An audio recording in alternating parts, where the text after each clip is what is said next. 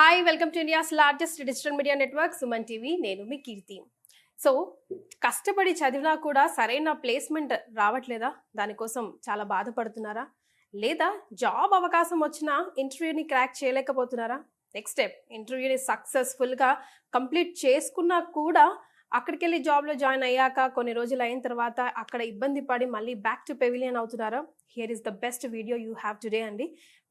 ఈ వీడియో ద్వారా మీ ప్రశ్నలన్నిటికీ సరైన సమాధానాలు తెలియజేయడానికి నాతో పాటు ఉన్నారు యూసీఎస్ ఇన్ఫోటెక్ నుంచి ఉదయ్ గట్టిపాటి గారు. నమస్తే అండి. నమస్కారం మేడం. సో ఇందాక ఇంట్రడక్షన్లో నేను చెప్పినట్టుగా యూత్కి చాలా రకాల క్వశ్చన్స్ అండి. బికాస్ మార్కెట్లో చాలా టైట్. ఎంత కష్టపడి చదివినా, for example BTech for the matter తీసుకున్నా కూడా బీటెక్ చదివిన తర్వాత ఫ్యామిలీ ప్రాబ్లమ్స్ వల్ల వెంటనే జాబ్ రాకపోతే అక్కడ ఏదో చిన్న పెద్ద జాబ్ జాయిన్ అయిపోయి ఒక అకౌంటెంట్గా కానీ ఏదైనా జాబ్ జాయిన్ అయినా కూడా మళ్ళీ ఐటీకి రిటర్న్ అవ్వాలనుకోవడం కన్ఫ్యూజన్ స్టేట్ పిల్లలకి ఈ మధ్య కాలంలో చాలా ఉంది. ఫస్ట్ ఆఫ్ ఆల్ ఫస్ట్ క్వశ్చన్కి ఆన్సర్ చేయగలిగితే కనుక బీటెక్ కంప్లీట్ అయింది, ఏదో ఒక జాబ్లో జాయిన్ అయ్యాను, కానీ అక్కడ నుంచి మళ్ళీ బ్యాక్ రావాలనుకుంటున్నాను, ఇంకొక బెస్ట్ పొజిషన్కి వెళ్ళాలనుకుంటున్నాను అనుకునే పిల్లలకి మీరు చెప్పే సమాధానం? డెఫినెట్లీ అండి, ఇక్కడ ల్యాక్ ఆఫ్ గైడెన్స్ అనేది చాలా ఎక్కువ ఉంది సొసైటీలో.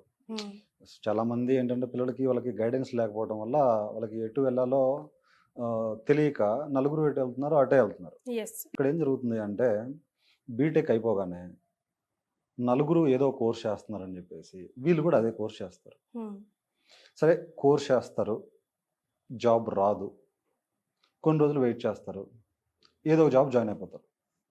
ఇది నార్మల్గా జరుగుతుంది. మెజారిటీ ఆఫ్ ద స్టూడెంట్స్ చేస్తున్న పని ఏంటి అంటే బీటెక్ అయిపోగానే రావడం, ఏదో కోర్స్ జాయిన్ అవ్వడం, ఆ కోర్స్లో జాబ్స్, ఆ కోర్స్ మీద జాబ్స్ రాకపోవడం, ఏదో ఒక చిన్న జాబ్ జాయిన్ అవడం. ఐ మీన్ చదువుకున్న చదువుకి కూడా వ్యతిరేకమైన జాబ్స్, ఏదో ఒక క్రాష్ కోర్సులు చదివి ఏదో ఒక జాబ్లో జాయిన్ అయిపోవాలనే ఇంటెన్షన్తో జాయిన్ అయిపోయి ఫ్యామిలీ సిచ్యువేషన్స్ వల్ల అలాంటివి చేస్తూ ఉంటారు. సో ఇక్కడ ఏం జరుగుతుందంటే బీటెక్ నుంచి రాగానే ఏదో కోర్స్ చేస్తూ ఉంటారు. సో బీటెక్ అయిపోయిన వరకు ఏమి చేయరు. నార్మల్గా అయితే బీటెక్ అయిపోయినంత వరకు ఏమి చేయరు.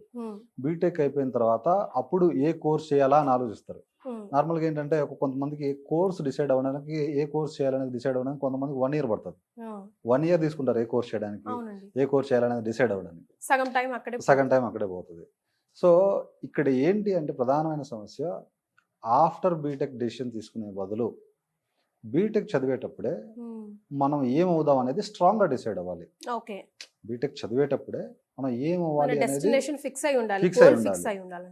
సో నార్మల్గా ఏంటంటే మేడం, ఒక కార్పొరేట్ ఎన్విరాన్మెంట్లో వర్క్ చేయాలి అంటే, ఇది ఐటీ జాబ్ అని కాదు, ఏదైనా కూడా ఒక కార్పొరేట్ ఎన్విరాన్మెంట్లో వర్క్ చేయాలి అంటే ప్రధానంగా కావాల్సిందంటే communication skills, dignity of labour, అలానే కొంచెం ప్రోగ్రామింగ్ స్కిల్స్, లేదంటే ఒక స్పెషలైజ్డ్ స్కిల్ ఏదైనా ఉంది అనుకోండి మన దగ్గర, లేదంటే ఒక జియోగ్రఫీ మీద మంచి అవగాహన ఉంది, సొసైటీ మీద మంచి అవగాహన ఉంది, ఏదో ఒక స్కిల్ ఉంది అనుకోండి మన దగ్గర.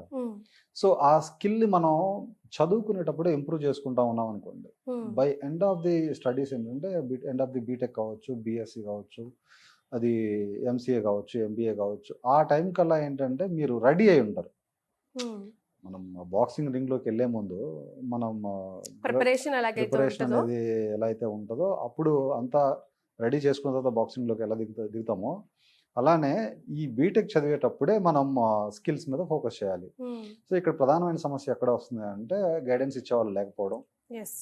గైడెన్స్ ఇచ్చేవాళ్ళు ఎలాంటి ముందస్తు చూపు ఉండాలంటారండి? ఫర్ ఎగ్జాంపుల్ గా తీసుకుంటే, సో ఫస్ట్ ఆఫ్ ఆల్ కార్పొరేట్లో వర్క్ చేయాలి అంటే మనకు కావాల్సింది ఏంటి? ఫస్ట్ ఆఫ్ ఆల్ మనకి కమ్యూనికేషన్ స్కిల్స్ ఒకటి కావాలి. ఒక్కొక్కసారి చూస్తూ ఉంటాం ఎంటెక్ చదివిన పిల్లలకు కూడా ఫ్లూయెన్సీ ఉండదు, పర్సనాలిటీ డెవలప్మెంట్ ఉండదు, ఆ బుకిష్ నాలెడ్జే ఉంటుంది. సో కార్పొరేట్ ఎన్విరాన్మెంట్లో వర్క్ చేయాలంటే కమ్యూనికేషన్ స్కిల్స్ బాగుండాలి, లేదు అంటే డిగ్నిటీ ఆఫ్ లేబర్ ఉండాలి, లేదు అంటే ఏదో ఒక స్కిల్ ఉండాలి అనేది ఎవరు చెప్పరు. చదువుకునేటప్పుడు ఎవరు చెప్పరు. మామూలుగా గైడెన్స్ స్పెషల్గా ఎవరైనా చదువుకున్న వాళ్ళు కూడా ఒత్తిడి చేసి ఇలా ఉండాలి, కార్పొరేట్ ఎన్విరాన్మెంట్లో వర్క్ చేయాలంటే మనం ఇలా ఉండాలి అని గైడెన్స్ ఇచ్చేవాళ్ళు ఉండరు. డెఫినెట్గా ఏంటంటే మేడం, ఇక్కడ స్టూడెంట్స్కి ప్రెషర్ పెట్టి నేర్పించాలి. ఇది ప్రెషర్ పెట్టి అంటే మీరు ఏమవుదాం అనుకుంటున్నారు అనేది ఒక డిసైడ్ అయ్యి ఆ డెస్టినీ వైపు మీరు ట్రావెల్ చేయాలి అనేది మనం చెప్పాలి, గట్టిగా చెప్పాలి. చెప్పకపోవడం వల్ల ఏమవుతుందంటే ఆఫ్టర్ ద స్టడీస్ వాళ్ళు డెసిషన్ తీసుకుంటున్నారు. ఆఫ్టర్ ద స్టడీస్ అప్పుడు వాళ్ళు కమ్యూనికేషన్ స్కిల్స్ మీద ఫోకస్ పెట్టడం, అప్పుడు వాళ్ళు ఏదో ఒక స్కిల్ మీద నాలెడ్జ్ తెచ్చుకోవడం మొదలు పెట్టడం.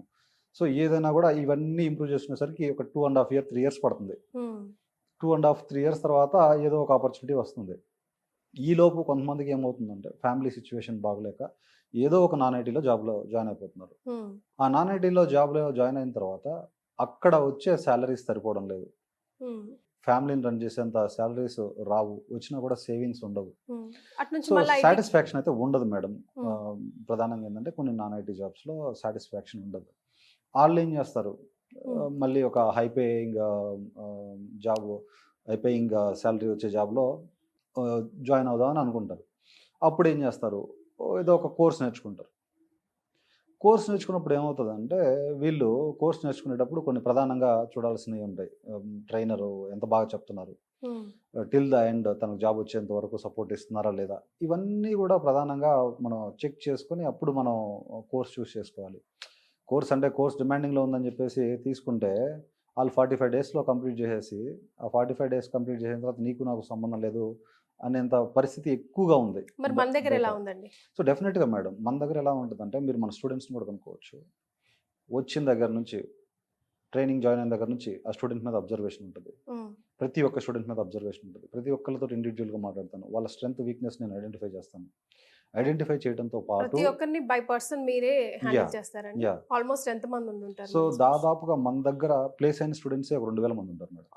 ప్లేస్ అయిన స్టూడెంట్సే 2000 మంది ఉంటారు. ఓకే. ఇదంతా కూడా కేవలం మనము ట్రైన్ చేసిన సబ్జెక్ట్ ఒక ఎత్తు అయితే గైడెన్స్ అనేది సెకండరీ. గైడెన్స్ కూడా కీ రోల్ ప్లే చేస్తుంది. సో ఇక్కడ ఈ నాన్ ఐటీ నుంచి ఐటీలోకి జాబ్లోకి రావాలనుకున్నప్పుడు ఏదో కోర్స్ నేర్చుకుంటారు. నేర్చుకుని ఏం చేస్తారంటే 45 daysలో కోర్స్ కంప్లీట్ చేసి ఆ తర్వాత ఏం చేయాలో అర్థం కాదు. ఆ ట్రైనర్ ఏమో నీకు నాకు సంబంధం లేదు అన్నట్టు ఉంటాడు. తర్వాత అంతే, కోర్స్ నేర్పించామా పంపించామా, డ్రైవింగ్ నేర్పించేసినట్టు. ఆ తర్వాత ఆ ఇంటర్వ్యూకి ఎలా ప్రిపేర్ అవ్వాలి, తర్వాత పోతే ఇంటర్వ్యూ క్వశ్చన్స్కి ఎలా ఆన్సర్ చేయాలి, ఇటువంటి అనేది అవగాహన ఉండదు వాళ్ళకి. అవగాహన ఉండదు. కొంతమంది ఏంటంటే ఇంకా ఆ ఫేజ్లో డ్రాప్ అయిపోతుంటారు. డ్రాప్ అయిపోయి మనకి ఇంకా వీలు కాదు, హైపేయింగ్ శాలరీస్ అనేది హైలీ పెయిడ్ జాబ్స్ అనేవి మన వల్ల కాదని చెప్పేసి కొంతమంది డ్రాప్ అవుతుంటారు. కొంతమంది ఏం చేస్తారు, పట్టువదన్ని విక్రమార్కుల్లాగా పోరాడతారు. అసలు బెస్ట్ ట్రైనర్ని ఎంచుకోవడం ఎలా ఉదయ్ గారు? ఏం చూడాలి ట్రైనర్లో కూడా మనం? ట్రైనర్ని మనం చూస్ చేసుకునేటప్పుడు ఫస్ట్ ఆఫ్ ఆల్ అతని యొక్క ఇంటెంట్ ఏంటి, అది వే ఆఫ్ ఎక్స్ప్లెనేషన్ ఎలా ఉంటుంది, అతను స్టూడెంట్స్ నుంచి ఏం కోరుకుంటున్నాడు. అంటే స్టూడెంట్స్ నుంచి ఏం కోరుకుంటున్నాడు అంటే స్టూడెంట్స్ యొక్క లైఫ్ ఇతను సెట్ అయిపోతే తను సాటిస్ఫై అవుతున్నాడా. అంటే ఎలా ఉంటుంది అంటే మేడం, బెస్ట్ ట్రైనర్కి ఎలా ఉంటుంది అంటే ఆపోజిట్ పర్సన్ మనం ట్రైన్ చేసిన పిల్లల్ని ది బెస్ట్ పొజిషన్లోనే చూడాలనుకుంటాడు. ఎట్లయినా హై ఇంటెన్షన్ ఉంటుంది. ఏదో వచ్చాడా మన పని మనం చేసుకున్నామా వెళ్ళిపోయామా అనేది సెకండ్ గమనించాలి. ఎలా ఎక్స్ప్లెయిన్ చేస్తున్నారో గమనించాలి. కెరియర్కి సంబంధించిన గైడెన్స్ ఇస్తున్నాడా లేదా అనేది గమనించాలి. అలానే మనకి రెజ్యూమే ప్రిపరేషన్ కావచ్చు, ఇంటర్వ్యూ టిప్స్ కావచ్చు, సర్టిఫికేషన్స్ చేయాలంటే తన సపోర్ట్ ఇవ్వటం, ఇలా చేసుకుంటే బాగుంటుంది ఇలా అని చెప్పడం, అవన్నిట్లో కూడా మీరు కేర్ తీసుకుంటారు. రెజ్యూమే ప్రిపేర్ చేయడంలో, ఇంటర్వ్యూని ఎట్లా క్రాక్ చేయాలి, ఇలాంటి విషయాల్లో కూడా మీరు కేర్ తీసుకొని ట్రైనింగ్ ఇస్తూ ఉంటారు. మన దగ్గర జాయిన్ అయిన దగ్గర నుంచి చివరి వరకు జాబ్ వచ్చేంత వరకు మన గైడెన్స్లోనే ఉంటుంది మేడం.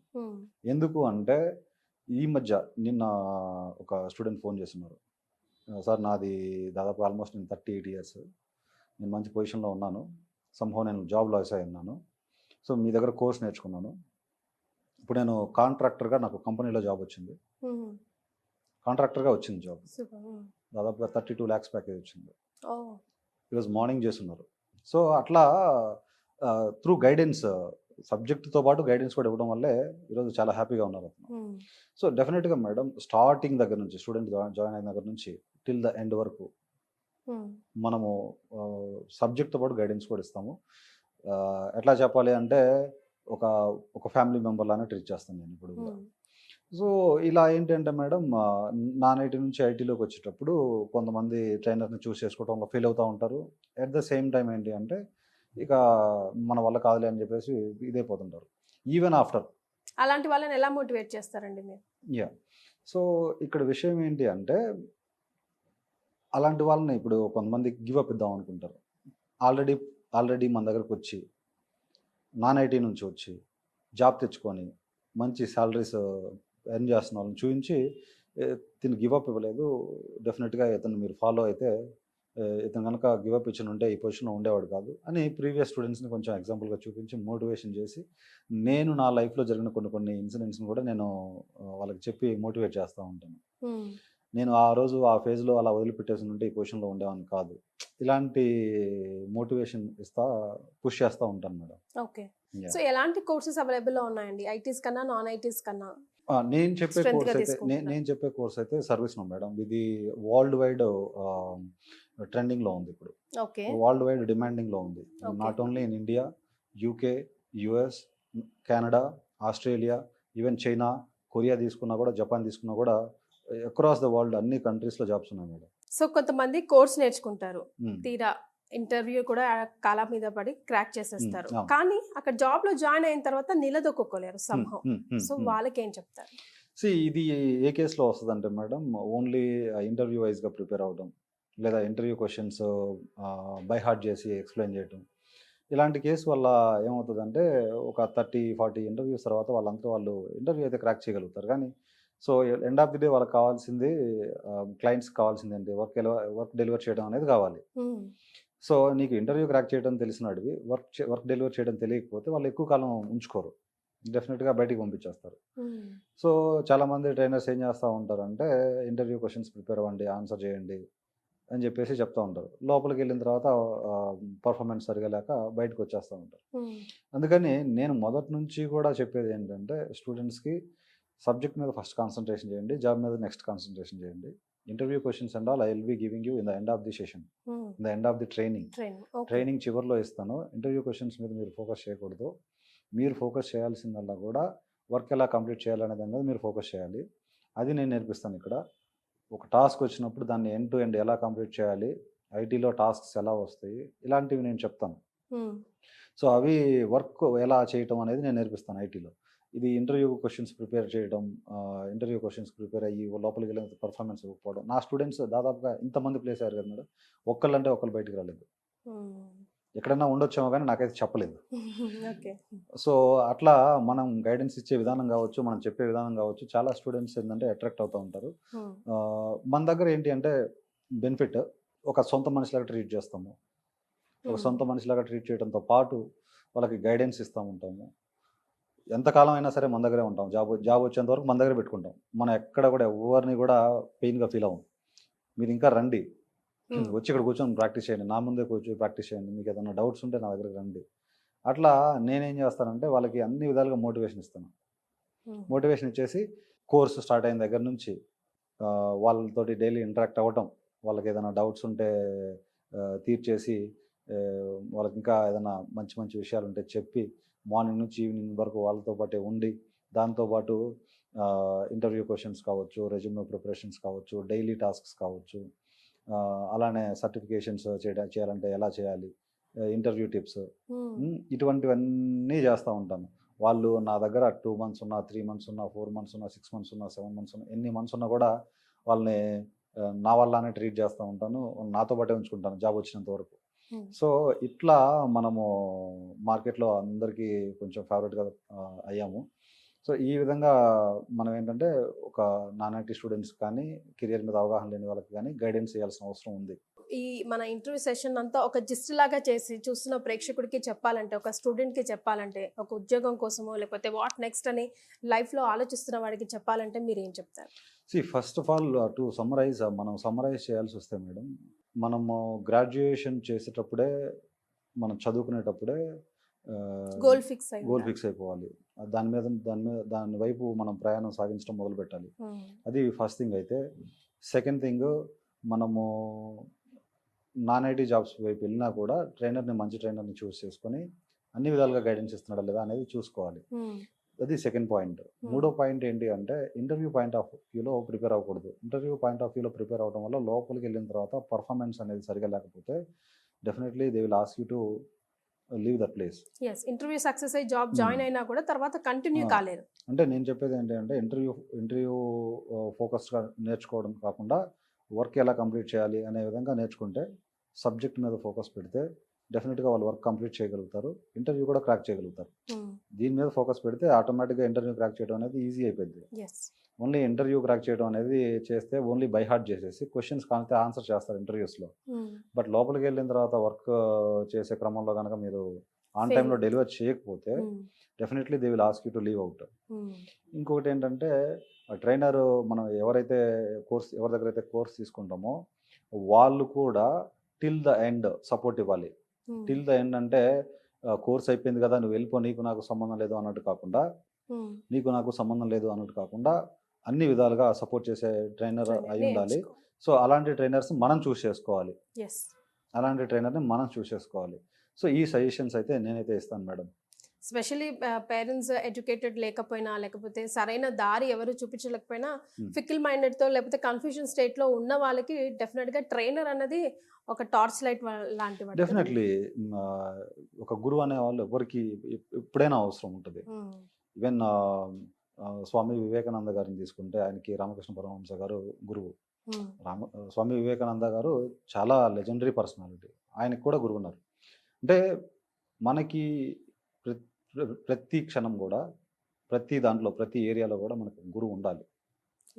గురువు లేకుండా మనం ముందుకు సాగడం అనేది అది చాలా టఫెస్ట్ జాబ్ అనమాట. ఇక్కడ విషయం ఏంటంటే మేడం, ఇక్కడ ప్రధానంగా మాట్లాడుకోవాల్సి వస్తే గైడెన్స్ అనేది రైట్ గైడెన్స్ అనేది లేకపోవటం వల్లే ఇదంతా వస్తూ ఉంది. మనకి ఫ్యామిలీస్లో ఏంటంటే గైడెన్స్ ఇచ్చే వాళ్ళు తక్కువ మంది ఉంటారు. ఇది అతిపెద్ద సమస్య through out the Telugu states నేను అబ్జర్వ్ చేసింది ఏంటంటే ల్యాక్ ఆఫ్ గైడెన్స్ అనేది స్టూడెంట్స్ ఇలాంటి స్ట్రగుల్స్ ఫేస్ చేస్తున్నారని నేను అబ్జర్వ్ చేశాను. Well said sir. నిజంగా గైడెన్స్ అనేది చాలా important. Right time right guidance will make their career to go next level. Thank you so much. Thank you madam.